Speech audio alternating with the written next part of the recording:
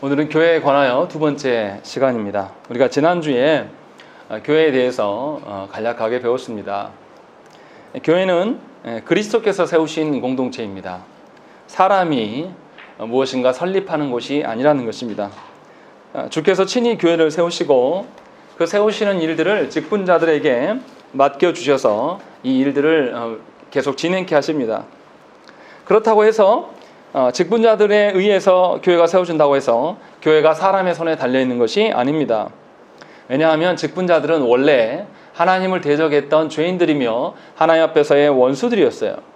그런데 주님이 이들을 위하여서 죽고 부활하심으로 말미암아 이들이 변화되었고 교회를 봉사케 하시는 그 은혜도 하나님께서 베푸셔서 그들이 하나님 앞에 나와 봉사하는 것이에요. 그래서 교회는 그리스도께서 세우셨고 그리스도께서 다스리시는 공동체라는 것을 우리가 지난주에 배웠습니다.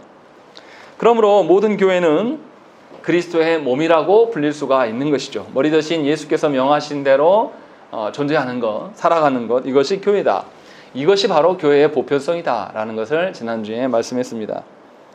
그리고 우리가 이제 기억해야 될 것은 그래서 교회를 판단할 때에 보여지는 것으로 모든 것을 판단할 수가 없다라는 것을 말씀을 드렸어요. 왜냐하면 그리스도는 눈에 보이신 분이 아니기 때문에. 그래서 교회다움이란 것은 교회 안에 보이는 면과 보이지 않는 양면이 있는데 우리가 보고 판단하는 보이는 면 말고 하나님께서 보시는 교회의 어떠함이 있다는 것입니다.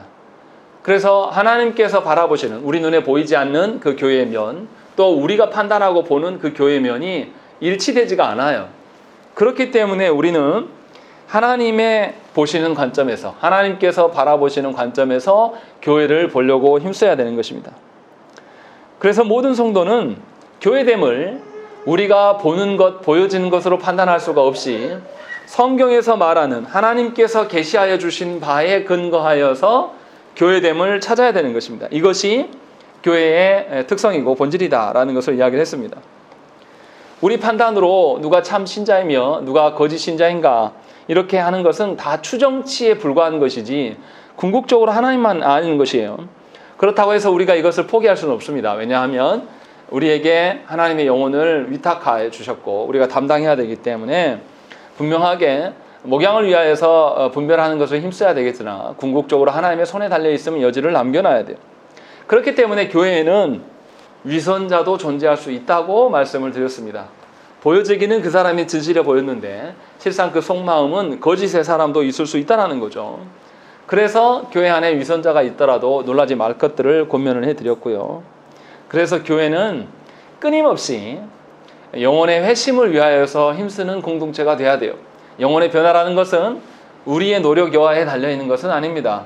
그러나 하나님께서 우리를 교회로 부르셨기 때문에 우리는 영혼에게 하나님의 뜻이 무엇인지 하나님의 말씀이 무엇인지를 계속 전달해야 될 의무가 있는 것입니다.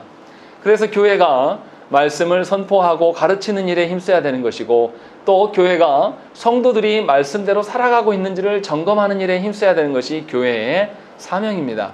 그런 점에서 여러분들이 정향교회에 몸담고 있고 정향교회에 속해 있다라면 하나님께서 위임해 주신 목사에게 여러분들의 목양권을 맡기고 하나님의 말씀에 근거하여서 신방받고 점검받아야 될 태도가 필요하다는 것입니다. 이것이 하나님이 보시는 교회됨의 한 측면이다라는 것을 말씀을 드렸어요. 그래서 내가 원하는 방식대로 내가 경험했던 교회의 어떠함으로 교회를 말하지 말자. 성경에서 말하는 하나님께서 뜻하신 교회됨이 무엇인지를 우리가 발견하기를 힘써야 되고 그를 위하여서 말씀 배우는 일에 힘써야 될 것들, 또 목양 받는 일, 내가 말씀대로 살지 못하는 것들에 대해서 지적받고 이것을 변형시켜 가야 될 것들, 이것이 교회됨이다라는 것을 말씀을 드렸어요. 그리고 이제 보이는 것과 보이지 않는 측면 외에 또 다른 측면, 유기적인 측면과 제도적인 측면으로 또 생각을 해봐야 된다라고 말씀을 드렸어요. 모든 교회는 그리스도로 말미암아 존재하고 그리스도께서 다스려 가심으로 말미암아 존속해 갑니다. 그런 측면에서 교회는 그리스도의 몸이다라고 말씀을 드렸어요. 그래서 교회는 성도된 자들은 그리스도와 연합되어 있을 때, 한 몸 되어 있을 때에만 그리스도의 몸으로서의 생명력을 유지하며 살아가는 것입니다. 어떤 이들은 형태적으로, 제도적으로는 교회 안에 있는 것 같아요. 그런데 실질적으로 그리스도와 한몸 되어 살지 않는 이들이 참 많습니다. 그래서 교회의 직분자가 되어도 그리스도께서, 하나님께서 기뻐하실 일들에 대해서 손쉽게 자기가 놓지 못해요. 자신의 의지를 갖고 끝까지 포기할지 모르는 고집스러운 모습들을 드러내는 것은 결국은 제도적인 교회권 안에서는 그가 몸담아 있을지는 몰라도 그리스도의 몸으로서의 교회됨은 없다라는 것입니다. 그런 측면에서 교회의 성도됨의 그 유익과 생명력을 누리는 것은 교회의 유기체성에 있어라는 것입니다. 다시 말하면 우리가 그리스도 안에 붙어 있는가, 그리스도와 연합되어 있는가, 이것을 더 쉽게 이야기하면 말씀 대신 그리스도께서 명하신 것에 내가 순종하면서 순응하는 존재인가, 이것이 우리 가운데 있어야 되는 것이죠. 그래서 우리의 생명력과 우리의 활력은 삼위 하나님께서 보장해 주시는 것이지 우리끼리 협의해서 보장되어져 가는 것이 아니라는 것입니다. 그래서 교회는 사람의 손에 달려있는 것이 아니에요. 특정한 개인이, 특정 누군가가 교회의 결정권을 쥔 것이 아니란 말이에요. 그래서 오전에도 설명을 드렸지만 교회는 독재가 없습니다. 특정 누군가의 몇 사람의 결정에 의해서 하는 것은 아주 불합리한 것이고 하나님 앞에 죄악스러운 일이에요. 그런데도 저국교회 안에 안타까운 현실은 이 유기체성을 무시한 채 몇몇의 권세진 자들이 모든 것을 결정하려고 하고 그것을 따라하려고 하는 것입니다. 우리의 개혁신앙의 선배들은 이것을 타파하기 위하여서 로마 카톨릭부터 분리해 나왔어요. 그런데 한국교회 요즘의 모습들은 성경적인 것이 아니라 교단이 결정하면 성경이 돼버리는 이런 현실 속에 있는 것입니다. 그런 점에서 그리스도의 유기체성이 족교 안에 볼 수가 없습니다. 성경에 어린이 세례가 어디 있습니까? 성경에서 또 우리의 개혁신학 선배들이 다시 세례를 주는 경우가 없었어요. 근데 우리 교단에서는 카톨릭에서 넘어온 사람 다시 세례를 주라 그래요. 성경에 있지도 않은 일들을 총회가 결정하고 결정한 것이 마치 거룩한 성경인 양 말하는 것들, 또 그리스도의 능동적 순종을 성경에서 분명히 가르치는데 그것을 거절하면서 몇몇 서철원 박사를 비롯해서 거짓된 지도자들의 모든 탐욕에 넘어가서 그것을 행하고 있는 것은 교회의 타락상을 보여주는 것이고 그리스도의 한몸됨도 아니라는 것입니다. 우리의 개혁신학 선배들, 우리의 장로교 선배들은 모두 다 인정했던 것들이에요. 그런데 유별나게 합동측에 대해서, 합동측 교단은 지금 그것을 거절하고 매우 심각한 상황 가운데 있는 것입니다. 그런 점에서 교회의 제도적인 측면이 그리스도의 몸으로서 점검받아야 될 필요가 있는 것입니다. 보여지는 교회들, 교회 안에 직분자를 세우고 어떤 제도가 만들어지는 것은 그리스도의 몸에 합당하게 연합되어 있을 때 발현되는 것이에요. 제도 자체로서의 가치는 없는 겁니다. 그런데 저국교회 안의 성도들과 목회자들에게 안타까운 것은 뭐냐면 제도가 전부인 양 이야기를 하는 것입니다. 그러면 우리는 개혁신앙을 따르는 후손이 될 필요가 없습니다. 제도권을 따라가려면 로마교회로 돌아가야 돼요. 제도가 정말로 탁월한 것이고 제도로 인하여서 하나님의 교회가 세워진다면 우리가 뭐하러 개혁할 필요가 있고 개혁신앙 할 필요가 뭐가 있습니까? 그런데도 불구하고 저국교회 안에 있는 아주 그 근본적인 악함은 뭐냐면 보여지는 제도로 모든 것을 승부하려고 하는 것입니다. 제도가 갖춰지지 않은 교회는 뭔가 이상한 것처럼 말해요. 그래서 우리가 조국교회가 사회에서 빛을 발하지 못하는 것입니다. 우리가 아무리 민주주의를 이야기하고 우리가 아무리 공정과 정의를 이야기해도 그게 됩니까? 시스템이나 제도가 만들어지지 못해요. 근본적인 것은 사람이에요. 사람이 하나님의 주신 그 원칙과 원리대로 순종하며 사는 것이 중요한 것이지 마치 제도가 우리를 바꿀 수 없다라는 거. 우리 민주주의를 이 대한민국이 얼마나 많이 해왔습니까? 죽기도 하고 그래서 정권이 바뀌고 뭐 하면 바뀔 거라고 생각했지만 여전히 그 안에서 악한 자들이 존재하는 거예요. 제도권 하에서 합법이라는 명목 하에서 모든 것을 계속 감추면서 해오는 것이 그래서 우리 사회가 아주 썩을 대로 썩어 있지 않습니까? 이 모든 것의 출발이 저 개인적으로 생각하기에는 교회됨을 교회가 보이지 못하여서 유기체적인 그리스도의 몸 안에서의 교회가 아니라 보여지는 제도권 안에서의 교회만을 강조한 결과가 그대로 사회에 반영되었다라고 생각이 든다는 것입니다. 그런 점에서 저와 여러분들은 하나님이 주신 것들을 근거로 교회의 어떠함을 말해야 되는 거예요. 그래서 우리 안에 하나님께서 주신 참된 말씀이 교회 안에 선포되고 있고, 여러분들도 그 말씀을 배우고 지키며 살아가려고 애쓰는지를 점검하셔야 되고, 두 번째로 성찬이 정말로 그리스도의 몸으로서의 연합되는 성찬을 시행하고 있는가를 살펴야 되는 거예요. 그냥 보여지는 것으로 떡과 전을 먹고 마시는 것이 끝나는 게 아니에요. 분명히 자기의 죄악된 걸 돌아보지 못하고 그리스도와 연합됨을 인정하지 않으면서 이렇게 시행하는 것은 자기 죄를 먹고 마십니다 라고 성경은 분명히 이야기를 했다는 것이고, 또 교회가 틀어져 있으면 뭘 해야 되겠습니까? 그리스도로의 몸으로부터 뭔가 떨어져 나가면 어떻게 해야 돼요? 다시 연합될 수 있도록 우리가 뭔가를 수습해야 돼요. 이것이 뭡니까? 권징입니다. 그런데 조국교회 안에는 권징이 없어요. 성도들도 인정하지 않을 뿐더러 또 성도들이 떠날까봐 무서워서 교회도 권징을 시행하지 않는 형편에 있어요. 그러니까 회개나 뭔가 잘못된 것이 다시 되돌아지는 역사는 없다라는 것이죠. 그런 점에서 잘못된 일에 대해서 분명하게 수습해 나가야 되는 것입니다. 어떠한 영혼이 잘못됨, 아까 우리 낮에도 준호 이야기를 잠깐 했는데, 이제 준호가 조금씩 이제 자기 자아를 알아가고 뭔가 자기 어린이처럼 변화되면 뭡니까? 이제 예배 시간에도 떠들려 하고 말 안 듣고, 그럼 부모는 뭐 해야 돼요? 이 아이를 혼내고, 이 아이가 혼내면서 괴로워하고 힘들어하는 것을 계속 겪어야 돼요. 그래야지 아이가 예배 가운데 올 때에 예배 시간은 조용히 해야 되는 것이고, 이것이 계속 만들어가죠. 그래서 예배자가 되어가는 거죠. 그 과정이 굉장히 지난하고 힘들어요. 한 사람의 한 어린아이를 참다운 예배자로 바꾸는 것은 오랜 시간이 걸립니다. 그렇다고 포기하겠습니까? 그런데 조국교회 현실 안에서는 한 영혼이 하나님 앞에서 참 그리스도의 몸으로서 드러나기를 힘쓰지 않는다는 것입니다. 뭐 때문에요? 그 사람과 나와 분란이 생길까 봐. 그래서 안 하겠다는 거예요. 그럼 죽으라는 거죠. 그리스도의 몸에서 떨어져 나가도 그냥 죽어버리게 놔두겠다는 겁니다. 그런데 참된 성도고 참된 부르심을 받은 자라면 이 일을 해야 돼요. 고단하고 힘들지만 제도적인 교회 안에 머물면서 안정을 취하는 것이 아니라 진정으로 그리스도의 몸으로 내가 살아있는가, 그리스도께서 주시는 그 원리대로 내가 존재하는가를 점검하면서 나아가야 된다는 것입니다. 그것이 교회됨이다 라는 것을 우리가 지난 시간에 말씀을 드렸습니다.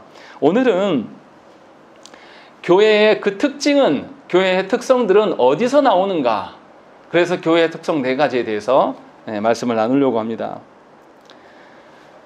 우리가 지난주에 본 것처럼 교회는 성부께서 그리스도를 통해 불러주심으로 그리스도와 연합되고 생명을 누릴 수 있게 되었습니다. 그래서 그리스도께서 다스려 주심으로 말미암아 우리는 참된 인도하심을 받고 그것을 누리며 살아가는 것이고, 성령께서 또 내주하여 주셔서 하나님의 말씀을 통해서 선하신 뜻을 쫓아서 순종하며 살아갈 수 있도록 우리를 돕는다라는 것입니다. 이처럼 교회는 삼위 하나님께서 베풀어 주신 그 은혜 때문에 존재할 수 있었고, 그 은혜로 말미암아 교회다움을 유지할 수가 있는 것이죠. 그러니까 교회의 본질도 삼위 하나님으로 인한 것이고, 교회의 특성도 하나님께서 베푸신 것에서 나오는 것이에요. 그러니까 교회의 본질과 교회의 특성은 같은 겁니다. 다를 수가 없는 것이죠. 무슨 말이냐면, 복음을 전하는 자는 복음의 내용과 같아져야 돼요. 설교자가 복음을 전하는데 복음과 아무런 상관없는 삶을 살면서 설교한다라면 여러분들 인정하십니까? 여러분들 인정하지 않아요. 그 설교자를 평가하면서 저 문제가 있다, 저런 자의 설교는 들을 필요가 없다, 우리 그러지 않습니까? 교회도 마찬가지예요. 교회된 우리들을 볼 때에 우리가 하나님으로 말미암아서 건짐을 받고 우리가 하나님의 인도하신 대로 우리가 살아가는 인생이라면 우리는 누굴 닮아야 돼요? 삼위 하나님의 어떠하심이 우리 가운데 드러나야 되는 것이 너무 당연한 거예요. 그러니까 나에게는 뭐가 없어요? 나의 옛 과거의 더러운 본성들은 신앙생활을 해나갈수록 점점 없어져 가는 것이고 소멸되어져 가야 될 것이고, 내 안에서 그리스도의 어떠함만이 계속 드러나야 되는 것이죠. 그러니까 예수를 믿어가면 어떤 일이 생깁니까? 과거에 내가 살아왔던 그런 삶의 방식들, 이것이 다 하나씩 둘씩 무너져 내리는 거예요. 청산해 나가는 거예요. 그리고 분명히 타락한 세상 속에서 여전히 살고 있지만 이제는 옛날의 방식대로 살지 않고 하나님의 은혜에 기대어서 하나님의 말씀에 합당한 방식을 선택하게 되는 것입니다. 이것이 뭐냐면 그리스도인의 삶의 개편, 그리스도인의 삶의 개혁이라는 것입니다.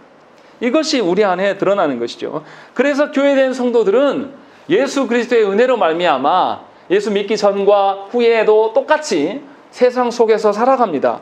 그런데도 놀라운 것은 뭐냐면 삶의 방편이 전혀 달라져 있는 것이죠. 점진적으로 계속해서 하나님의 은혜가 나를 지배하게 되고 하나님의 말씀에 선하신 뜻이 내 안에 드러나서 이제는 옛 자아인 나는 죽고 삼위 하나님의 어떠하심만이 내 안에 드러나는 일들이 계속 반복된다는 것입니다. 이러한 일들이 조국교회 안에 있는 모든 성도들에게 드러난다고 생각해 보십시오. 그러면 조국교회 안에 불의함과 어떤 부정의 일들이 존재할 수 있겠습니까? 그럴 수 없는 거예요. 그런데 너무나 안타깝게 거의 대부분의 성도들이 이 과정이 없어요. 그래서 불의함이 판치고 생각을 해보세요. 직장 안에서 그리스도인이 두 눈을 똑바로 뜨고 살아가면서 불의함과 부정의함, 정의롭지 하나님의 정의의 기준으로 세워지지 않는 것에 대해서 반기를 든다고 하면 어떻게 불의가 발붙일 수 있겠습니까? 한순간에는 아니더라도 계속해서 우리 사회는 하나님이 이끄시는 사회구나라는 것을 드러내 보이는 것이 정상이에요. 그런데 그런 점에서 국회의원의 60%가 기독교인인데 국회를 보세요. 얼마나 더럽고 추접스럽고 야비합니까? 누가 봐도 이거 지금 도둑놈이에요. 그런데 수사하지 않는 이상은 끝까지 버티는 거예요. 나는 고결하다. 이런 일들을 어디 한두 번 봅니까? 그리고 이런 것들에 대해서 자기 자신을 회개하고 자기 자신을 국민 앞에 사과하는 사람은 별로 못 봤어요. 말만 사과하고 바꾸지 않아요. 왜 그렇습니까? 교회에서 목양 보다 본 자들이 아니라는 것이죠. 그런 점에서 우리가 경각심을 가져야 된다는 것입니다. 그러니까 저와 여러분들 속에 진정으로 우리를 교회되게 하신 삼위 하나님의 근거한 그 어떠함이 내 성품과 내 감정과 내 의지 안에 반영되어 있는지를 분명히 살피셔야 돼요. 그래야지만 교회는 하나님께서 부르심의 어떠함을 부르신 목적대로 순종하면서 그것을 사명을 완수해가는 교회가 되는 것입니다. 그래서 교회를 이야기할 때 세상 사람들도 하나님의 본질에 근거해서 교회를 말해줘야 돼요. 지금 한국교회 안에 한국 땅에 교회가 100년이 넘게 있었어요. 그런데도 아직도 세상 사람들은 교회를 보면서 무슨 이야기합니까? 교회는 구제하는 곳, 교회는 도덕적으로 윤리적으로 착한 곳. 이게 말이 됩니까? 100년 이상 교회됨을 계속 증거했어야 될 교회가 했는데도 아직도 예수 그리스도 안에서의 교회를 세상 사람들이 모른다는 것은 교인들의 책임이에요. 조국교회 130년 됐다고 어떻게 자랑할까 아니라 부끄럽게 생각해야 돼요. 130년 동안 무의도식하고 직무유기한 거예요. 아무것도 안 한 겁니다. 그런데 놀라운 것은 세상 사람들만이 아니에요. 교회된 우리들도 교회를 위할 때 교회가 구제하는 곳인지 복음을 선포하는 곳인지를 구별하지 못한다는 겁니다. 그냥 각자의 생각대로 교회됨을 바라본다는 것입니다. 그래서 교회를 어떻게 판단합니까? 사람이 많이 모이는 곳을 하나님의 역사함으로 바라봐요. 그래서 우리도 어떻게 합니까? 세상 사람들에게 세상의 방식을 동원해서라도 사람들을 많이 그저 끌어모으면 된다는 식으로 교회를 말합니다. 그래서 교회가 전도가 아니라 홍보를 하고 있어요.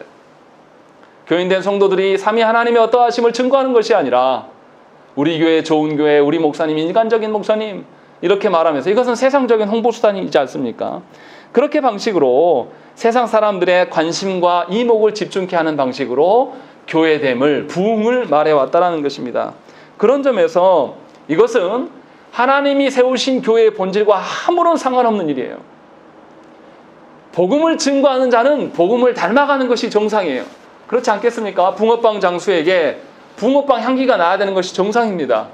붕어빵 장수에게 엉뚱한 다른 냄새가 난다라면 그 사람은 붕어빵 장수가 아닌 것이죠. 그런 것처럼 분명히 교회의 특성은 교회의 본질에서 나오는 거예요. 그러니까 우리가 그리스도의 몸이라면 우리는 그리스도의 향기가 드러나야 될 자인 것입니다. 과연 저와 여러분들이 그런 자인지를 돌아보셔야 된다는 것입니다. 내가 생각하는 교회, 내가 기대하는 교회가 되어서는 안 돼요. 삼위 하나님께서 말씀하시는 교회, 삼위 하나님께서 인도하시는 교회가 될 수 있도록 우리 각자를 말씀 앞에 순종할 수 있도록 쳐서 봉독해야 한다는 것입니다. 그래서 교회는 죄인들의 의지가 반영되는 교회가 되어서는 안 되는 것입니다. 분명하게 하나님의 부르심에 온전히 순종함으로 하나님께서 세우고자 하는 그리스도께서 다스려 가시는 교회 되기를 우리가 꿈꿔야 되는 것입니다. 그래서 모든 교회 안에는 특징들이 있습니다. 그 특징들을 니케아 신조에서는 이렇게 말해요. 잘 들어보세요. 하나의 거룩하고 보편적인 사도적 교회, 이것이 교회다 라고 말하는 것입니다. 다시요. 하나된 거룩하고 보편적인 사도적 교회라고 하는 거예요. 이게 뭐냐면 교회의 특성 네 가지를 다 말한 거예요. 교회의 하나됨과 교회의 거룩함과 교회의 보편적인 것과 교회의 사도성, 이 모든 것을 니케아 신조에서 고백하고 있는 것입니다. 그래서 우리가 그럼 교회 하나됨이 도대체 어떻게 하나됨인 것이고, 교회의 거룩은 뭐고, 교회의 보편적인 것은 무엇이고, 교회의 사도성은 도대체 무엇인가를 바르게 알아야 됩니다. 그러니까 교회를 판단할 때의 어떤 기준이라는 것이죠. 먼저 교회 하나됨에 대해서 우리가 생각을 해봐야 됩니다. 아까 말씀드린 것처럼 교회는 삼위 하나님께서 베푸신 은혜로 존재하는 자들이에요.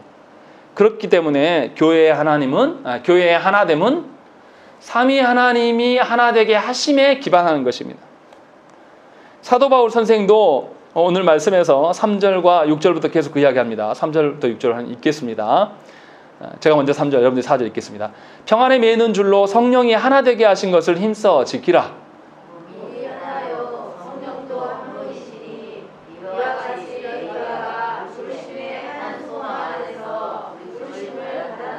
주도 한 분이시요 믿음도 하나요 세례도 하나요 하나님도 한 분이시니 곧 만유의 아버지라.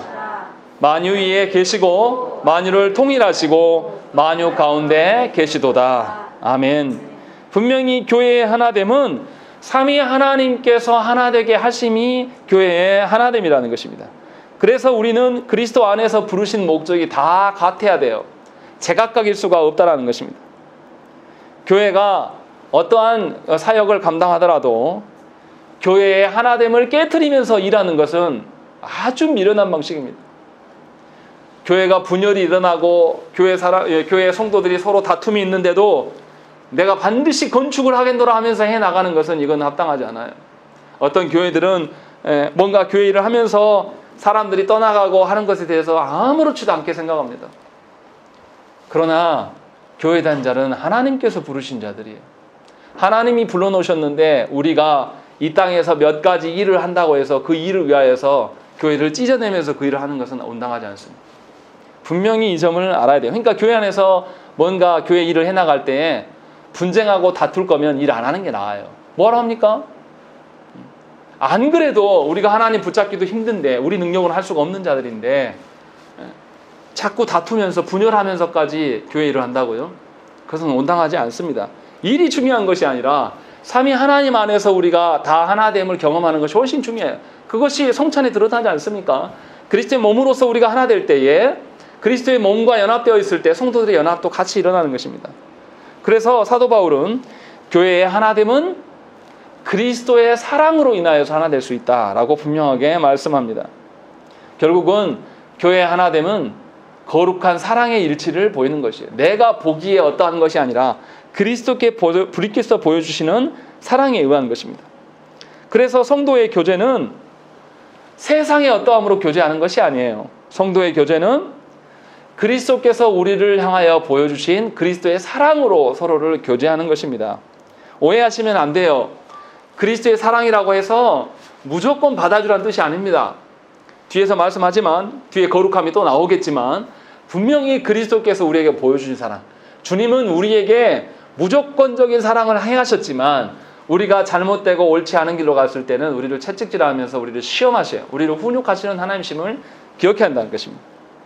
그래서 그리스도의 교회는 그리스도께서 보이신 사랑으로 서로 용서하며 이웃의 참된 유익을 위하여서 힘쓰며 애쓰는, 그리고 내 자신을 그 일에 내어줄 수 있는 자들이라는 거예요. 주님이 우리를 그렇게 사랑해 주셨으니까 그렇게 닮아가는 것이죠. 세상 사람들은 어떻습니까? 죄로 인한 사망의 두려움을 갖고 있는 사람들이, 우리도 뭐 그런 자들이죠. 그래서 세상의 방식은 어떻게 해요? 상대방을 바라볼 때 내 경쟁 상대로 바라봅니다. 서로 미워해요. 그래서 우리 은밀한 마음에 그러지 않습니까? 나는 아무 잘됨이 없고 그대로 있는데 옆집이나 어떤 아무개댁 집에서 막 잘 돼요. 교회도 그렇지 않습니까? 어떤 자녀를 둔 부모가 우리의 서울대에 갔다고, 서울대 가서 서울대 간 며느리를 얻는다고 이렇게 자랑하면 서울대 못 간 성도들 어떻게 합니까? 다 입 다물고 속으로는 지만 잘났나, 이런 방식. 이거는 하나님께서 보이시는 방식이 아니에요. 그런데 우린 그렇게 살아요. 정말 안타깝게도 목회자들도, 개척교회 목사님들도 모이면 그러한 우울감에 시달리는 그런 경우들이 생겨나는, 이것은 하나님께서 보이신 하나됨이 절대 아니라는 것입니다. 물론 성도들이 각자 살아온 방식이 다릅니다. 또 생각하는 것도 달라요. 그리고 하나님께서 우리에게 주어진 은사나 소명도 구체적으로 따져보면 다 다릅니다. 하지만 그리스도께서 우리를 그리스도의 몸 되게 하셨음을 기억해야 돼. 이게 더 훨씬 중요한 것입니다. 그래서 우리는 그리스도의 몸으로서의 일치를 이뤄가는 것이지 몸을 떠나서 일치할 수 없는 것입니다. 그러니까 이런 거예요. 정향교회가 싫어서 떠나도 그 사람은 어떤 사람입니까? 그리스도의 몸이에요. 하나님 나라 가면 그 사람 다시 만나야 돼요. 그러면 교회를 떠나가고 할 때 다시는 안 볼 것처럼 행동하고 그럴 수 있겠습니까? 물론 교회를 떠나가는 것도 개인이 결정할 문제가 아니라 누구에게 여쭤봐야 되는 것입니까? 우리의 머리 대신 그리스도께 여쭙고 성령 하나님이 깨닫게 하시는 바대로 하는 게 맞죠. 근데 우리는 그렇지 않아요. 자기 감정 한번 그냥 절제 못해서 쉽게 떠나가고, 자기 실수한 거 부끄러워서 안 나와요. 이것이 무슨 그리스도의 하나됨입니까? 그것을 우리가 존중하지 않는 겁니다. 늘 그렇게 살아온 거죠. 그래서 어떤 돌발적인 상황이 펼쳐지면 그리스도의 몸됨으로 내가 부끄러움을 당하더라도 그 자리에서 유지하는 사람이 별로 없습니다. 이런 사람들이 무슨 교회를 사랑하겠습니까? 자기가 원하는 교회됨을 소망은 하겠으나 그리스도께서 기뻐하실 교회됨은 아니라는 것입니다. 우리가 잘 생각을 해봐야 돼요. 주님이 우리를 하나 되게 하시고, 또 그것도 부족해서 어떻게 합니까? 주님이 성부 우편에 앉으셔서 지금 뭐 하십니까? 우리의 교회됨을 위하여서 하나님께 간구하고 있는 거예요. 그리고 또 우리의 연약함을 아셔서 어떻게 해요? 성령님을 내주게 하심으로 우리가 늘 주님과 함께 살아있음을 깨닫게 하시는 역할을 성령께서 계속 행하시는 거예요. 그렇게 해서 교회의 하나됨을 유지하신다는 것입니다. 그러니까 우리는 혼자 있다라고 생각하면 안 돼요. 삼위 하나님이 우리를 늘 교회되게 하시고 교회 하나됨을 유지케 하심으로 존재하는 것을 기억하셔서 교회 하나됨을 이야기할 때 삼위 하나님의 행하심을 기억하고 삼위 하나님 앞에서의 하나됨을 생각을 해야 되는 것입니다. 물론 이렇게 물어볼 수 있습니다. 목사님 말한 것처럼 지금 조국교회가 그리스도의 몸으로서 하나 되었다고 말할 수 있습니까? 그럴 수 없죠. 우리의 현실은 정말로 참담합니다. 정말 교회인가 싶을 정도로 너무 말도 안 되는 일들이 분명히 있어요. 그런데 우리가 여기서 기억해야 될 것은 무엇입니까? 그러한 현실이기 때문에 절망할 것이 아니라, 그러한 현실이기 때문에 상황 논리에 빠질 것이 아니라, 그러한 현실이기 때문에 우리는 뭐 해야 됩니까? 더더욱 그리스도와 하나됨으로 말미암아 교회의 일치를 이루어가는 것이에요. 그럴 수 없기 때문에 삼위 하나님께 더 나아가서 삼위 하나님의 어떠하심 가운데 설 수 있기를 소망하는 거고, 삼위 하나님께 우리의 교회됨을 맡겨드리는 것, 이것이 교회의 하나됨이라는 것입니다. 자꾸 현실의 어떠함만 그렇고 현실이 안 그런 것을 대봐라 라고 말할 것이 아니라 하나님께서 이루실 것들에 대한 소망을 가지셔야 한다는 것입니다. 두 번째로 교회 속성 중에서 거룩함을 이제 이야기를 해야 됩니다. 우리 시대에 가장 보기 어려운 것이 바로 이 교회의 거룩함입니다. 분명히 성부께서 그리스도 안에서 우리를 택하시고 그리스도께서 성부의 진노를 다 감당해 주셨어요. 그래서 우리가 거룩한 존재가 되었죠. 그런데도 불구하고 조국교회의 모습은 전혀 거룩해 보이지가 않습니다. 정말 심각한 거예요. 교회라고 이야기했을 때 거룩성이 가장 기초여야 되는데 거룩함이 없다는 것에 대해서 우리가 심각하게 알고 이 거룩함을 유지하고 회복하는 일에 힘써야 되는 것입니다. 우주 만물 가운데 가장 탁월하시고 가장 진실하시고 가장 거룩하신 분이 누구십니까? 하나님이세요. 우리의 거룩이라는 것은 그 하나님의 거룩을 통해서 드러난 거룩이지 하나님의 거룩과 일치하지는 않습니다. 우리는 하나님의 거룩을 감당할 수 없어요. 그래서 그리스도를 통하여서 하나님의 영광을 맛볼 수 있도록 하나님께서 은혜를 허락하신 것이죠. 그러한 거룩이 우리에게 주어진 거죠. 그래서 성부의 거룩과 같은 거룩이라고 말하기는 어렵습니다. 그러나 우리가 그렇다고 해서 하나님의 거룩하심을 누릴 수 없냐? 그렇지 않은 것이죠. 그리스도께서 성령 하나님께서 우리 가운데 계심으로 말미암아 하나님의 거룩을 유지할 수 있도록, 그래서 성부께서 어떻게 한 것이죠? 부르셨어요. 모으셨어요. 교회되게 하셔서 하나님의 어떠하심 가운데 우리를 부르신 거예요. 그러니까 교회된 우리들에게 하나님이 요구하시는 거룩이라는 것은 무엇이겠습니까? 하나님의 거룩 그대로를 원하시는 것이 아니라 하나님과 가까이함, 하나님과 하나됨, 하나님이 요구하시는 것에 순종함, 이것만으로도 하나님께서 우리의 거룩을 인정해 주시겠다고 약속하신 거예요.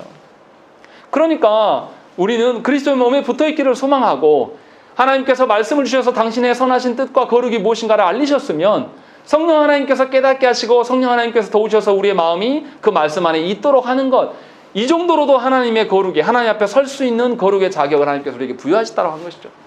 그러니까 교회의 거룩한 것은 하나님의 거룩과 똑같은 거룩함일 수는 없으나 하나님께서 베푸신 은혜로 말미암아 우리가 거룩해 줄 수 있음을 하나님께서 보여주신 것이죠.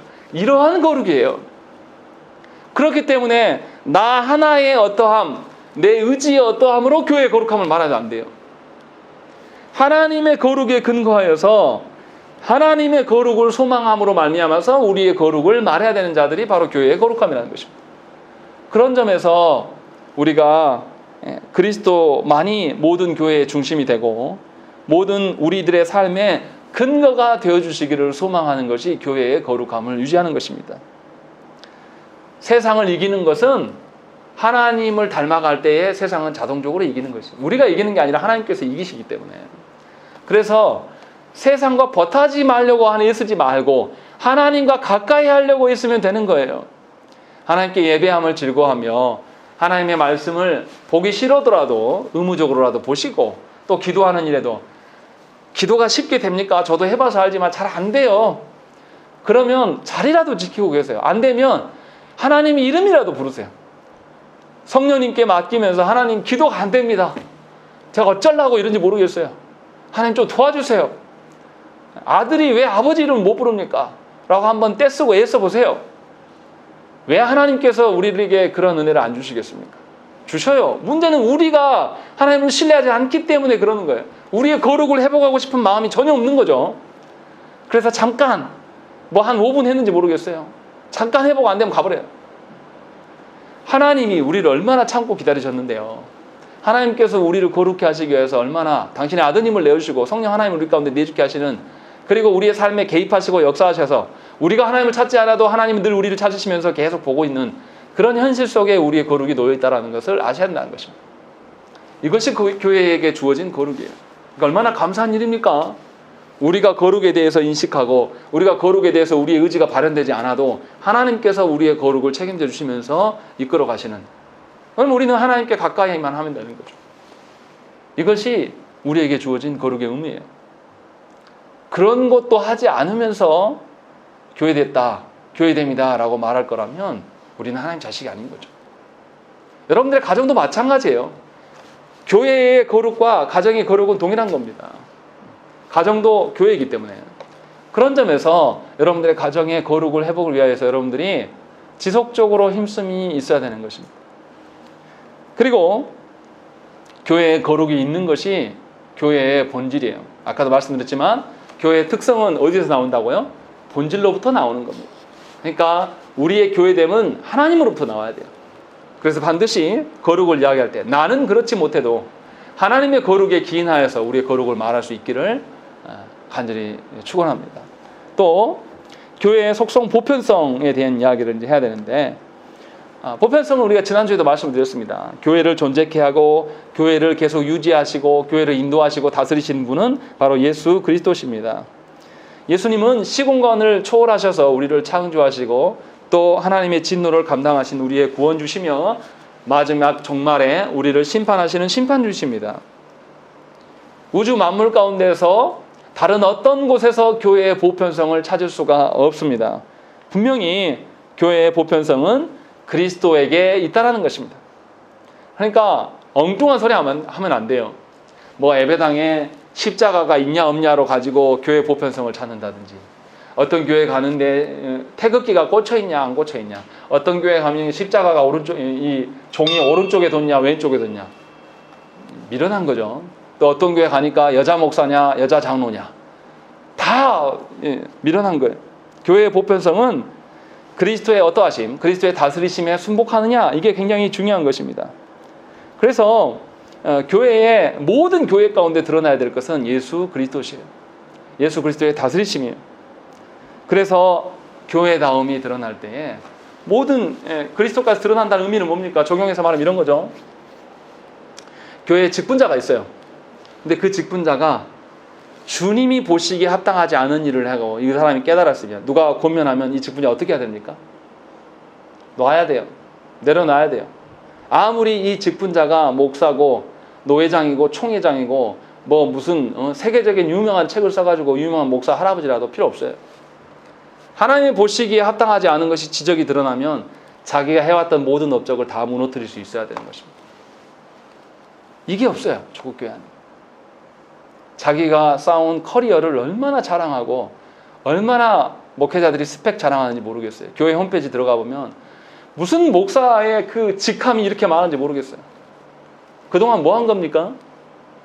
주의 사명 위해서 산 사람이 아니에요. 본인이 그냥 입증하는 거야. 나 무슨 운동본부 뭐 하고 나 무슨 뭔 장, 이거 다 어떻게 감당합니까? 성실하게 하나만 하려고 해도 목사 그 직만 감당하기도 힘들어요. 그 사람이 뭐 정말 탁월해서 그 일을 합니까? 정말 죄송하지만 그렇게 쭉 붙여놓은 분들 성경 아는지 물어보고 싶어요. 이거는 교회의 보편성이 아닙니다. 세상에 스펙 자랑하는 거죠. 무슨 사장 뽑습니까?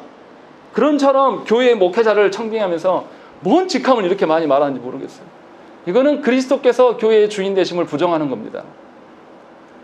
직분자가 드러내야 될 것은 그리스도이시지 내가 아니에요. 늘 말씀드리지만 교회의 주인은 하나님이셔야 돼요. 목사가 바뀐다고 해서 교회에 문제가 생기면 그 교회는 진정한 교회가 아닙니다. 그런 점에서 교회의 보편성을 찾고 우리 안에 어떠함을 발견해 가야 되는 것입니다. 목사만 그렇다는 게 아니에요. 성도들도 마찬가지입니다. 성도들도 자기들이 원하는 방식대로 교회가 되어지지 않은 것에 대해서 힘들어할 필요가 없어요. 정말 주님이 원하시는 것이 그것이라면 내가 마음에 안 들어도 순종하기를 위하여서 기도해야 되는 것입니다. 마치 내가 모든 것을 다 분별하고 모든 것을 판단할 수 있을 것처럼 말해서는 안 된다는 것입니다. 그래서 주님이 교회의 주인이 되시게 하셔서 어떠한 영광이 드러나야 되냐면 사람의 영광이 아니라 하나님의 영광이 교회 가운데 드러날 수 있기를 소망해야 된다는 것입니다. 그리스도를 떠나서 교회를 부흥시키고 그리스도를 떠나서 교회를 알리는 것은 별로 가치가 없는 겁니다. 아주 쉽지 않습니까? 교회에서 우리가 모여서 뭐 해야 되겠습니까? 하나님을 알아가야 되지 않겠습니까? 근데 하나님을 알아가는 일에는 열심을 내지 않고 사람 모으는 것, 각종 프로그램 하는 데는 왜 이렇게 사람들이 많이 모이는지 모르겠어요. 이것이 교회의 보편성이 없는 겁니다. 이 점에서는 한국교회가 아주 심각합니다. 그래서 이 점을 놓고 우리부터 정말로 그리스도께서 우리 주인 되시는가, 여러분들에게 적용하면 여러분들의 가정에 정말로 그리스도께서 주인 되시는가를 주님 앞에 정직하게 물어보셔야 돼요.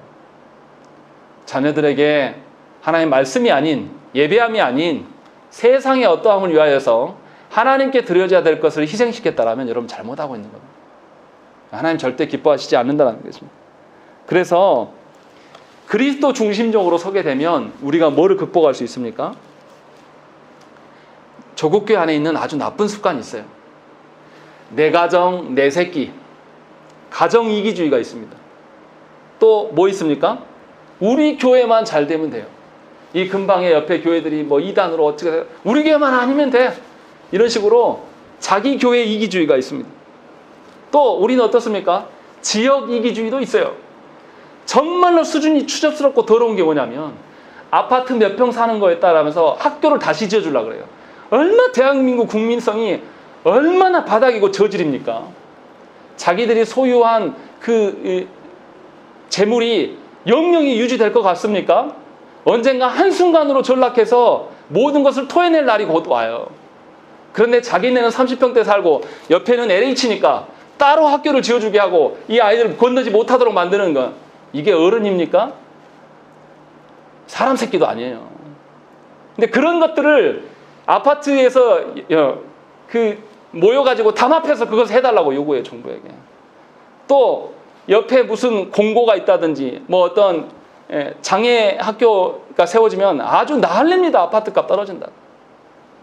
장애 가진 엄마들이 거기 앞에서 무릎 꿇고 빌어도 안 해줘요. 이게 사람입니까? 짐승보다 못한 인간들이 대한민국에 버젓이 있어요. 단지 하나밖에 없습니다. 아파트값 떨어지는 거. 돈의 모든 것을 영혼까지 팔아먹은 인간들이에요. 근데 그 중에 그리스도인이 없겠습니까? 우리 안에 있는 가족 이기주의, 지역 이기주의, 국가 이기주의는 어디서부터 온 거냐면 그리스도를 떠남으로부터 생겨난 것이에요. 그리스도 중심적으로 서 있다라면 돈으로 사람을 판단할 수가 없는 겁니다. 어떻게 교회가 그럴 수 있습니까? 분명하게 우리 안에 있는 대한민국이 얼마나 교회의 보편성이 사라졌는가를 생각을 해보셔야 돼요. 그것을 우리가 조금만 안다라면 그 일을 왜 보고 방치합니까? 그렇게 말하는 사람들에게 당신이 사람이요? 라고 물을 수 있는 사람이 교회가 되지 않겠습니까? 그런데 교회 안에 너무나 안타까움이 많아요. 이런 것에 대해서 눈을 뜨지 못하고 자각하지 못합니다. 분명히 교회의 어떠함을 우리가 알아야 돼요. 정말로 우리가 그리스도로 말미암아서 우리가 교회됩니다 라는 걸 인정할 수 있는 사람이면 이런 이기적인 것들을 벗어날 수가 있어요. 왜냐하면 교회되게 하신 분이 누구니까? 하나님이시거든요. 내가 한 거 아니거든요. 하나님이 우리가 싫어하는 그 이슬람을 사람 중에서 하나님의 자녀되게 하시면 어떻게 하실 거예요? 동성애자들 중에서 회개하고 주 앞에 나온 사람들이 있으면 여러분도 어떻게 받아들일 것입니까? 주님이 선택하셨는데 뭐라고 할 거예요? 교회 안에, 그리스도인들 안에 이런 이기주의의 모습들은 없어져야 돼요. 이게 있으면서 교회의 보편성을 말하는 것은 거짓입니다. 위선이에요. 그리고 마지막으로 교회의 사도성에 대한 이야기를 생각을 해봐야 됩니다. 예수님은 베드로의 신앙 고백을 들으시고 그 바른 신앙 고백의 터 위에 교회를 세우실 것을 말씀하셨습니다. 그래서 사도 바울 선생은 주님의 교훈 위에서 사도와 선지자를 교회의 터라고 말씀하셨어요. 에베소서 2장 20절 말씀에 너희는 사도들과 선지자들의 터 위에 세우심을 입은 자라. 그리스도 예수께서 친히 모퉁이 돌이 되셨느니라 라고 되어 있는 것입니다. 오늘 본문에도 비슷한 말씀이 나와요. 10절, 11절, 12절에 보시면 내리셨던 그가 곧 모든 하늘 위에 오르신 자니 이는 만물을 충만하게 하려 하심이라. 그거 어떤 사람은 사도로, 어떤 사람은 선지자로, 어떤 사람은 복음 전하는 자로, 어떤 사람은 목사와 교사로 삼으셨으니 이는 성도를 온전하게 하여 봉사 일을 하게 하며 그리스도의 몸을 세우려 하심이라 라고 말씀하고 있는 것입니다. 무슨 말입니까? 교회됨, 교회를 통하여서 자라감이라는 것은 하나님의 말씀을 통하여서 자라감이에요. 그런데 그 말씀이 사람이 임의적으로 해석하는 것이 아니라 그리스도께서 말씀을 해석하는 방편을 사도들에게 알리셨고 사도들이 교회를 태동케 하고 이제 그것들이 교회의 전통 안에 들어와 있는 것입니다. 이것을 가지고 뭐냐면 교회의 사도성이라고 이야기하는 것입니다. 그러니까 개혁신앙은 무엇입니까? 주님이 가르쳐주신, 주님이 주인 되게 하시는 그 방편으로 말씀을 해석하는 이 사도적인 교회 위에 서 있는 거죠. 그러니까 여러분들이 마음대로 성경을 읽고 여러분들이 경험한 근거에서 교회 생활하는 것이 아니에요. 주께서 말씀하시는 이 말씀 속에 이미 하나님께서, 예수 그리스도께서 우리에게 가르쳐주신 그 토대 위에서 교회를 말해가는 것, 그것이 사도성이라는 것입니다. 그러니까 교회는 특정 사람의 경험에 의해서 좌지우지되는 교회가 아니에요. 오히려 그것을 부끄럽게 여길 줄 알아야 돼요. 전에 A라는 교회에 있었는데 어떤 목사가 거기에 부임했더니 교회의 색깔이 달라져요. 이것은 이상한 거지 않습니까? 주님께서 세우신 교회고 주님이 말씀으로 가르치시는 교회가 된다면 A 교회나 B 교회나 C 교회나 다 사도성을 띤 교회가 돼야 되는 것입니다. 그런데 조국교회 현실은 그렇진 않아요. 말씀에 대해서 너무나 안 가르치고 말씀에 대해서 우리가 무시하고 등한시 여기니까 교회의 사도성이 다 교회마다 세워진 것은 아닙니다. 그래서 각자 원하는 방식으로 목사 취향 따라서 교회 색깔이 바뀌어져요. 어떤 목사는 은사를 좋아하면 그 교회는 은사로 하나님 찾고, 어떤 목사는 찬송으로 하면 찬양만 죽으라고 하고, 어떤 교회는 프로그램만 냅다 하는 것이고, 어떤 교회는 성교만 죽으라고 하는 것이고, 미안하지만 교회의 근간이 되는 것은 교회의 말씀 대신 사도성이 있는 것입니다. 모든 교회가 사도성이 구비되어 있고 거기에서 특화된다라면 그것은 긍정할 수 있어요. 그런데 말씀에 대한 복음에 대한 어떠한 우리의 인식들이 없는 상태에서 다른 어떤 것들을 행하는 것은 이것은 교회의 정체성을 훼손하는 것입니다. 분명히 아셔야 돼요.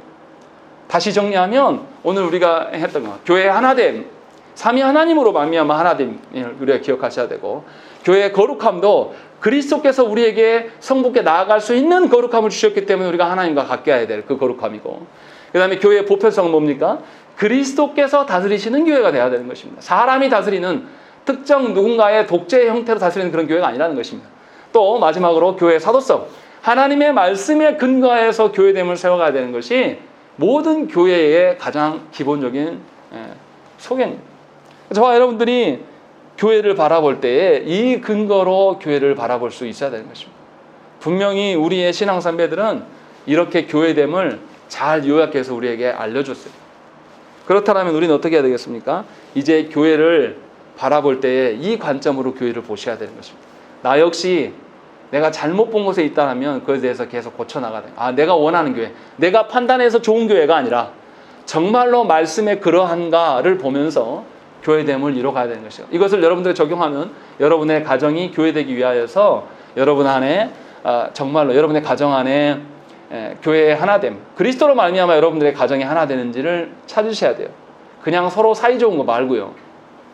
또 여러분 가정 안에 말씀이 사도성이 있는지를 살피셔야 되고, 또 정말로 그리스도께서 다스리시는 보편성, 나만 그런 게 아니라 아빠와 엄마와 자녀들이 다 동일한 마음으로 그리스도의 다스리심 가운데 있는지를, 그리고 정말로 우리가 서로를 거룩한 존재로 여기는 것인지, 하나님께서 우리를 귀히 여기신 것처럼 하나님과 가까이함이 우리 자녀들에게, 우리 부모에게, 내 배우자에게 있는지를 점검하면서 서셔야 되는 것입니다.